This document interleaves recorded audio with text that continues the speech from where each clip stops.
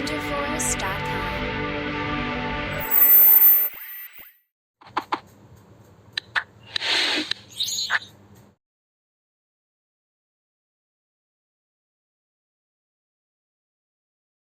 Hi students, welcome to విజ్కెమ్ Telugu YouTube channel. So ఈ వీడియోలో మనము నీట్ గురించి చాలా important information, authenticated information and useful information అయితే చెప్పబోతున్నాను.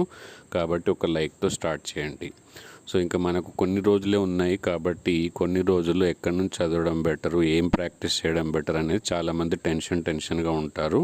సో అలాంటి వాళ్ళందరికీ, ఈ ప్రాబ్లం ఉన్న వాళ్ళందరికీ ఈ వీడియో అయితే ప్రాబ్లం సాల్వ్ చేసే వీడియో. అండ్ డెఫినెట్గా నేను చెప్పినట్టు చేస్తే మీకు మంచి మార్క్స్ అయితే వస్తాయి నీట్లో. ఇప్పటి వరకు ఎక్కువ ప్రాక్టీస్ చేయలేకపోయినా, అసలు ఎలా చదవాలో అర్థం కాకపోయినా ఈ చెప్పినట్టు ప్రాక్టీస్ చేయండి, డెఫినెట్గా మంచి మార్క్స్ అయితే వస్తాయి. అండ్ వీడియో చివరి వరకు చూడండి. చూసిన తర్వాత ఇలాంటి టెన్షన్లో ఉన్న మీ ఫ్రెండ్స్ అందరికి కూడా ఈ వీడియోని ఫార్వర్డ్ చేయండి, వాళ్ళు కూడా ఫాలో అవుతారు. అండ్ మీ ఫ్రెండ్స్ అందరూ ఒకే కాలేజీలో, మంచి కాలేజీలో ఎంబీబీఎస్ సీట్ అయితే కొడతారు.